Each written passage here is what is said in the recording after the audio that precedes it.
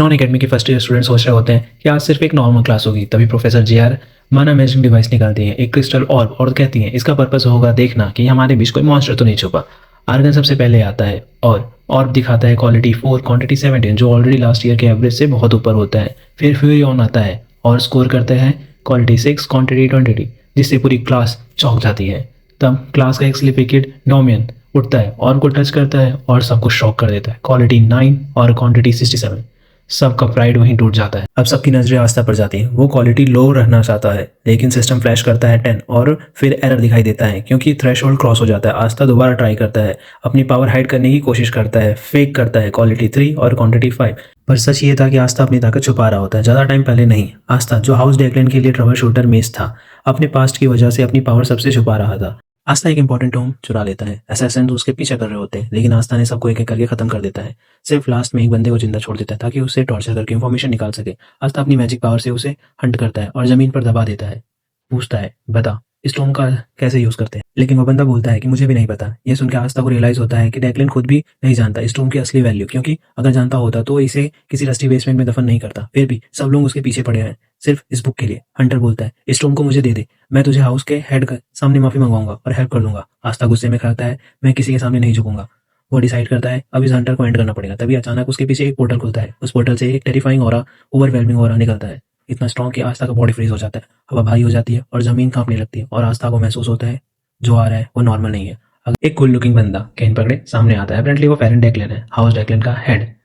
फेरन आस्था से बोलता है उसे अपना टोम वापस चाहिए और उसके बाद वह थोड़ी बात करना चाहता है। आस्था उसके सामने खड़ी पावर को देखकर ओवरवेल्म हो जाता है। आस्था 10 साल से ट्रबल शूटर है और उसने आधा टाइम हाउस डेक्लेन के साथ काम किया है, लेकिन आज पहली बार वह खुद हेड ऑफ द हाउस को देख रहा होता है। हाउस डेक्लेन ईस्टर्न कॉन्टिनेंट की सबसे पावरफुल मैजिकल फैमिली है और रूमर्स ये कहती हैं कि फेरन हाउस की हिस्ट्री का स्ट्रॉन्गेस्ट मेज है। आस्था महसूस करता है कि फेरन कितना डेंजरस है, लेकिन फिर भी वो कूल बनने का ट्राई करता है। आस्था फेरन से पूछता है दूसरे का लूट लेने में इंटरेस्ट है क्या, थोड़ा सेमलिश नहीं है?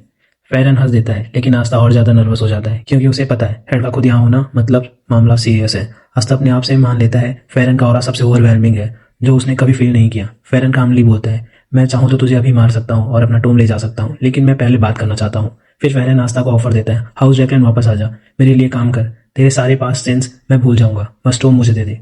फेरन मानता है कि आस्था का टैलेंट नेक्स्ट लेवल है, वो नहीं चाहता कि वेस्ट हो जाए।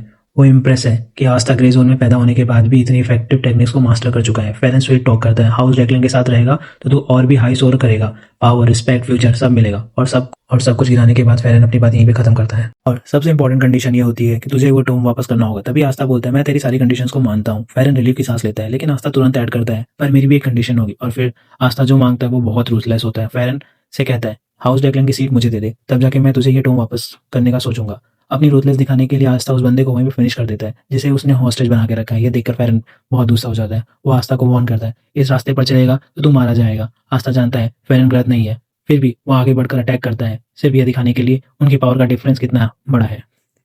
आस्था अपना ब्लू अटैक छोड़ता है, लेकिन फेरन अपनी रेड शील्ड से उसे इजीली ब्लॉक कर लेता है। तब फेरन को रियलाइज होता है कि आस्था को एक लेसन सिखाना जरूरी है ताकि उसे समझाया सके कि दोनों के लेवल में कितना डिफरेंस है। बिल्कुल कूल खड़े रह के और फॉर्मिंग स्टाइल में फेरन एक पावरफुल मैजिक ब्लास्ट अनलीश करता है जो आस्था को दूर फेंक देता है। आस्था ऑलमोस्ट जल जाता है, लेकिन लक से बच निकलता है। तब उसे फाइनली समझ आता है हाउस डेक्लेन के हेड किस लेवल की पावर रखता है। उसके एक ओपनिंग नहीं मिलती अटैक करने के लिए, और जैसे ही फेरन नोटिस करता है कि आस्था सोच में खो गया है, वो एक और अटैक मार देता है। फेरन कामली बोलता है स्ट्रेंथ मेजर करने की जरूरत नहीं है, मैं तुझसे बहुत ज्यादा ऊपर हूँ।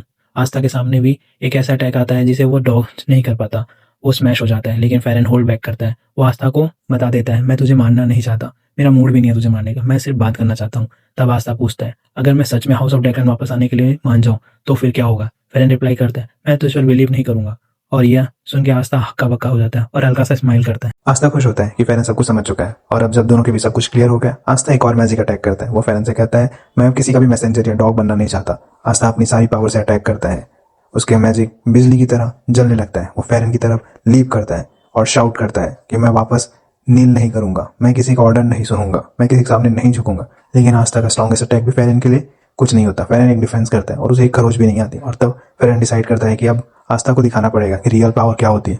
आस्था को समझ आ चुका है उसका मौका जो मिला था वो उसके डिसएडवांटेज में रह गया। और फिर फेरन फिर से उसके ऊपर एक अटैक करता है और आस्था वहीं पे जलने लग जाता है। आस्था के दिमाग उसके पास में मेमोरीज में चला जाता है। वह आंखें खोलता है, फेरन उसके ऊपर खड़ा होता है, नीचे देखता हुआ बिल्कुल काम। फेरन पूछता है, अब समझा ट्रू पावर किसे कहते हैं? आस्था मान लेता है, तू सच में बहुत स्ट्रांग है। और क्योंकि फेरन बात करना चाहता है, आस्था पूछता है, तो क्या तू मुझे फिर भी ट्रबल शूटर बनने देगा? फेरन सीधा जवाब देता है, मैं तुझे सिर्फ ट्रबल शूटर नहीं बनाना चाहता, मैं तुझे वांगिशिन फैमिली का हेड बनाना चाहता हूँ। यह सुन के आस्था शॉक में आ जाता है। हाउस डैकलिन इतना पावरफुल है कि थ्रोन को भी चैलेंज कर सकता है। आस्था समझ जाता है, वो उसे वांगशिन फैमिली का हेड बना के वांगशिन फैमिली को अपना वेसल हाउस बनाना चाहता है। तब आस्था को फाइनली समझ आता है फेरन का रियल गोल क्या है। आस्था अपने स्टोरेज स्पेस में हाथ डालता है और बाहर निकालता है टोम। टोम देखते ही फेरन स्माइल करता है। वह बोलता है, मुझे सिर्फ टोम नहीं चाहिए, मुझे तू भी चाहिए। वह खुश होता है कि आखिर फाइनली आस्था ने राइट चॉइस लिया। जैसे ही फेरन आगे बढ़ता है टोम लेने के लिए, आस्था उसे आग लगा देता है। फेरन का फेस फ्रीज हो जाता है। वो शॉक में पूछता है, ये तू क्या कर रहा है? आस्था कामली बोलता है, मैंने कभी इंटेंशन नहीं था कि मैं तुझे ये दूंगा, अगर चाहो। फेरन आस्था को एक कोल्ड वॉइस में बोलता है, तू एक बहुत हॉरिबल मौत मरेगा। तब आस्था सच रिवील करता है। वो कहता है, वो ट्रूअल शूटर पैसे के लिए नहीं बना था। आस्था बताता है कि उसके टीममेट को डैकलन के यंग मास्टर ने फॉरबिडन मैजिक से जिंदा खा गया था, और जब यह इंसिडेंट हुआ हाउस डैकलन ने उसे कवर अप कर लिया। यह सुन के फेरन शॉक हो जाता है। उसे समझ आता है कि आस्था यहाँ बदला लेने आया है, लेकिन आस्था क्लैरिफाई करता है, मैं बदला नहीं, मैं सिर्फ जस्टिस चाहता हूँ अपने मरे हुए टीममेट के लिए। आस्था फेरन को बताता है कि उसका रिसेंट स्ट्रीक वो उसके रिटायरमेंट एक्ट था। फिर आस्था बोलता है, ये मेरे लिए लास्ट वर्ड्स हैं।